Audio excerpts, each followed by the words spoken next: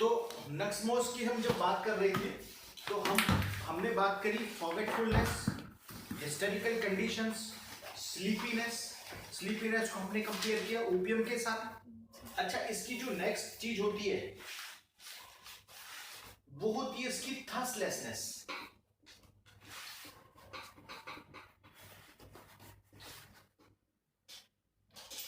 अब थर्स्टलेस बहुत सारी रेमेडीज होती हैं, ठीक है ना, लेकिन इसकी थर्स्टलेसनेस सबसे जो मेजर कंपेयर होती है वो होती है पल्सेटिला के साथ। क्यों होती है पल्स के साथ? क्योंकि पल्स भी थर्स्टलेस होती है और दोनों में एक कॉमन चीज होती है। कॉमन चीज क्या होती है? क्योंकि जब हम रेमेडी देते हैं, मेडिसिन देते हैं किसी भी पेशेंट को, तो हमें डिफरेंशिएशन करना आना चाहिए। जब तक हम डिफरेंशिएट नहीं करेंगे तब तक हम उस पेशेंट को दवाई नहीं दे पाएंगे। हम कैसे करेंगे? इसकी जो थर्स्टलेसनेस होती है इन दोनों में कॉमन ये होता है कि इन दोनों के मुंह सूखे रहते हैं, माउथ ड्राई, तो भी ये प्यास नहीं लगती इनको।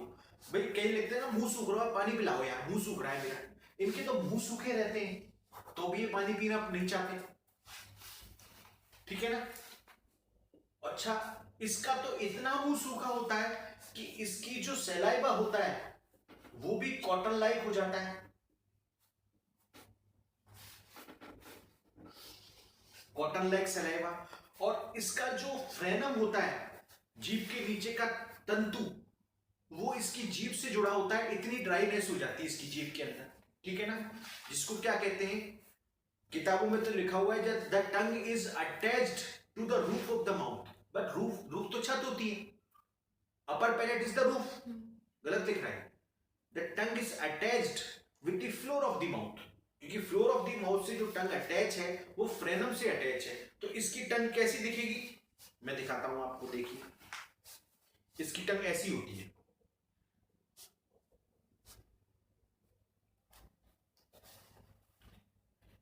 ये इसकी टंग है। इसकी टंग बिल्कुल ड्राई होती है, ठीक है ना, और ये इसका, जब इसकी जीभ निकालेंगे तो ऐसी दिखाई देगी। इसकी जीभ जो है बिल्कुल अटैच होती है, ये फ्रेनम है और ये जीभ अटैच है। जो छोटे बच्चे की होती है ना, तो ये इसकी जीभ खुल ही नहीं पाती क्योंकि इतनी ड्राइनेस होती है मुंह के अंदर कि चिपक जाती है तालू से। तो ये पेशेंट अगर कोई ऐसी जीभ का है तो आप उससे सबसे पहले नक्समोस की तरफ जा सकते हैं, ठीक है। और ये जो नीचे ड्राइनेस आ रही है, पल्स हो गई, नक्समोस हो गई, इस टाइप। अब सबसे बड़ी बात ये होती है कि हम कोई चीज अगर बुक के अंदर लिख रही है या कहीं पर कुछ भी लिख रहा है तो सबसे पहले हमें क्या करना चाहिए कि हमको ये देखना चाहिए कि ये क्यों लिख रहा है, ऐसा है क्यों, ठीक है ना। कि भाई थर्स्टलेसनेस ठीक है पढ़ लिया, पर ऐसी क्या बात है कि नक्समोस और पल्सेटिला थर्स्टलेस होते हैं? कोई बता सकता है मुझे?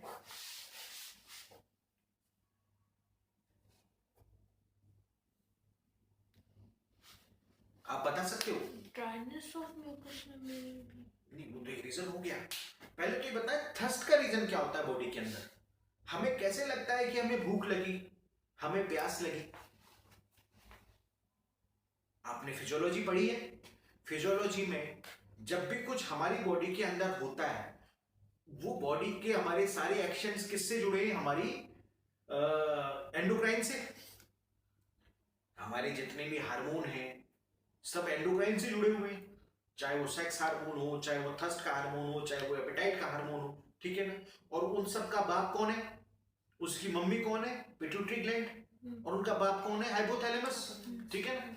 तो जो हाइपोथैलेमस होता है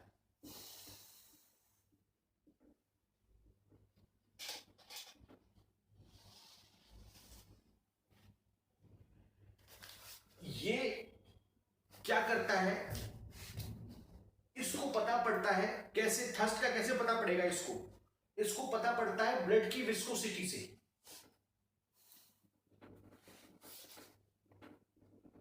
ठीक है। ब्लड की विस्कोसिटी कम और ज्यादा होती रहती है, आपको पता है। विस्कोसिटी का मतलब पता है ना आपको, ठीक है।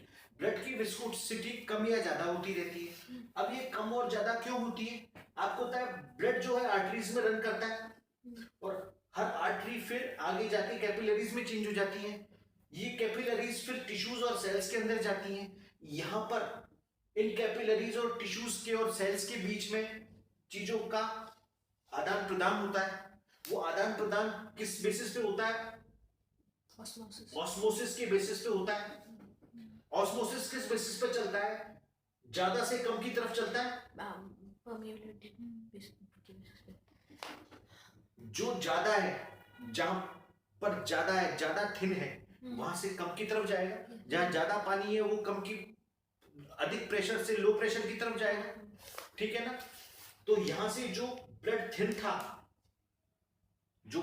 था, ये टिश्यूज की रॉड से समय थिक हो जाता है, क्योंकि इंप्यूरिटीज ले देता है और वाटर दे देता है।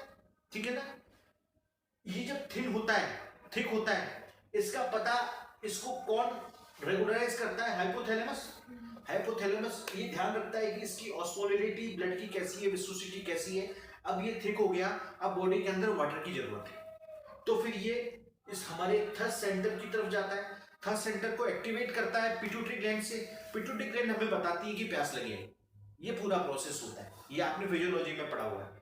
अब नक्समोस क्या करेगा? यहाँ पे नक्समोस का काम आता है। ये नक्समोस क्या करता है? ये जो हाइपोथैलेमस के अंदर जो थर्स्ट का सेंटर है ना, इसको विल्यूम्ड कर देता है, शून्य कर देता है। तो पेशेंट को थर्स्ट होती भी है तो भी पता नहीं पड़ता है।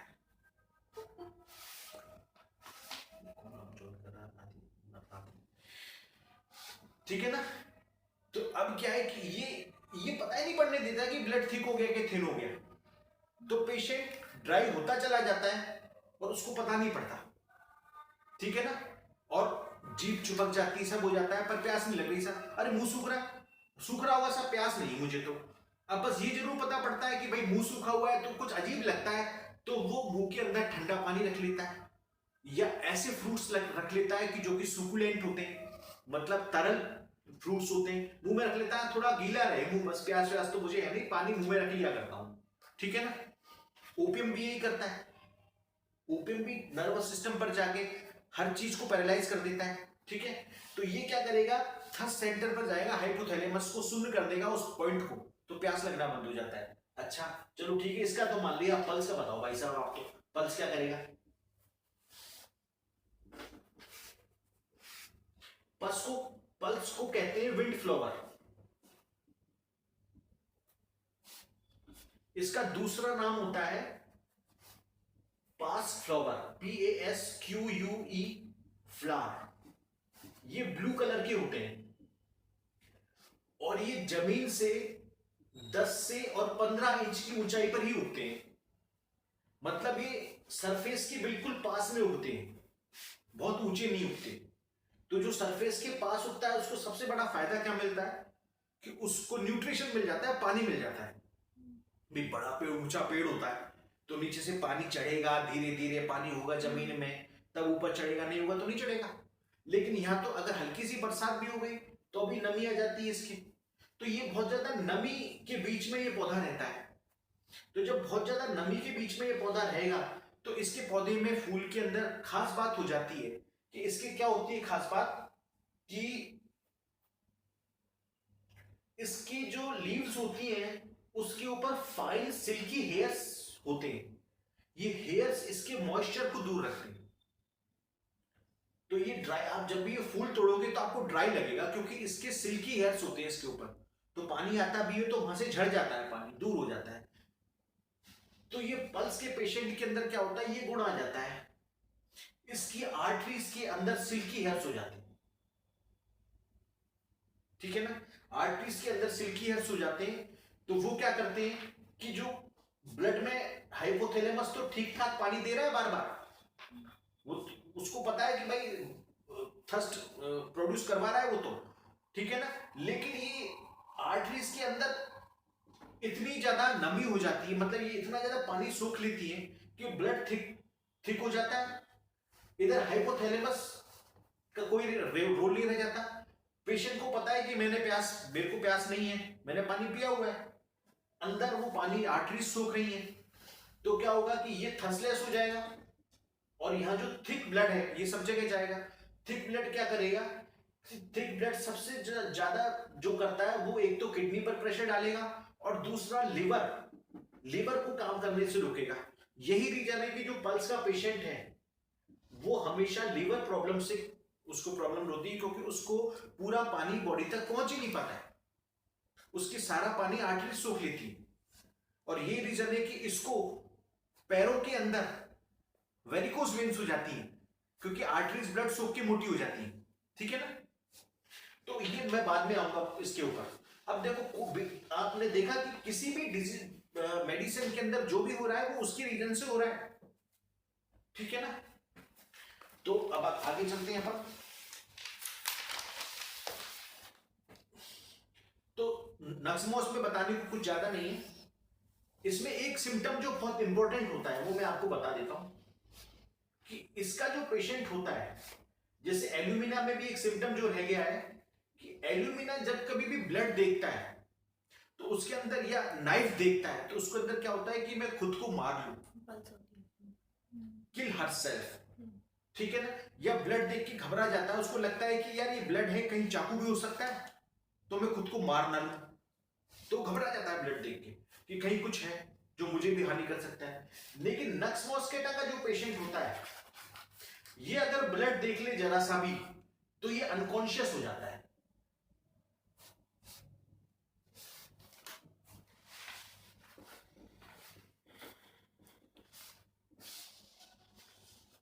अब ये आप लोगों के लिए होमवर्क है,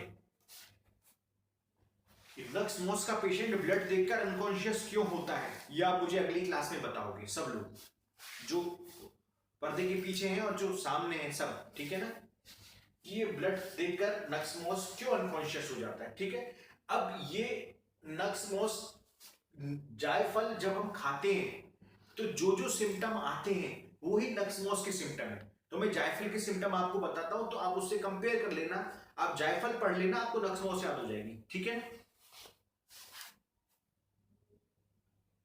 दिस इज द नटमेग। ये सुपारी से बहुत मिलता जुलता है लेकिन ये सुपारी नहीं होता है, ध्यान रखना। ठीक है ना, नटमेग इज द सीड और ground spice of several species of the genus Myristica. Myristica is a genus of trees in the family Myristaceae. There are over 150 species distributed in Asia and the Western Pacific. ठीक है, battery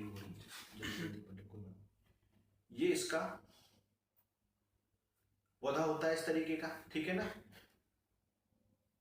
the extract is derived from its mace, the seed covering the get from its fruit if consumed. ये laptop की battery बहुत लो हो गई है, तो ये जो मैंने लिखा है इसमें आप इसको मैं आप सबको भेज दूंगा, मेल कर दूंगा या इस पे डाल दूंगा व्हाट्सएप पे, तो आप सब लोग देख लेना। इसके जो सिम्टम है वही सब आपको इसमें मिल जाएंगे। और अब मैं ये क्लास को ब्रेक कर रहा हूं क्योंकि 5% इसकी बैटरी रह गई है, और अब अगली क्लास में बात करेंगे अपन। मुझे आशा है कि फर्स्ट जो है क्लास आपको समझ में आई होगी, कुछ रह जाएगा तो आप मुझे बता देना, मैं अगली क्लास में आपको बता दूंगा। अब अगली क्लास का क्या होगा मैं आगे 2-3 दिन में उसमें डाल दूंगा। ठीक है, पर क्लासेस का टाइम थोड़ा सा और इंक्रीज करूंगा मैं, और दूसरा मैं कंटेंट इंक्रीज करूंगा, नहीं तो कोर्स पूरा नहीं होगा। ठीक है ना, क्योंकि अगर हम 2 रेमेडी भी एक दिन में पढ़ेंगे और अगर अपन 4 भी पढ़ते, मतलब 2 तो पढ़ नहीं पाएंगे, अपना और चीज नहीं पढ़ेंगे, तो एक भी पढ़ते तो 4 होती है, तो 24 ही होंगी 6 महीने में, तो अपने को तो ज्यादा पढ़नी है ना। ठीक है, तो उस हिसाब से फिर अपन आगे चलेंगे। तो मैं अब इसको सभी को मैं बोलता हूँ, गुड बाय बोलता हूँ। ठीक है ना, फिर बाद में अपन मिलते हैं, मैं इस पर डाल दूंगा बाद में। ठीक है, इसकी रिकॉर्डिंग जो हो गई है वो भी डाल दी जाएगी, जो लोग नहीं देख पाए वो देख लेना। Thank you.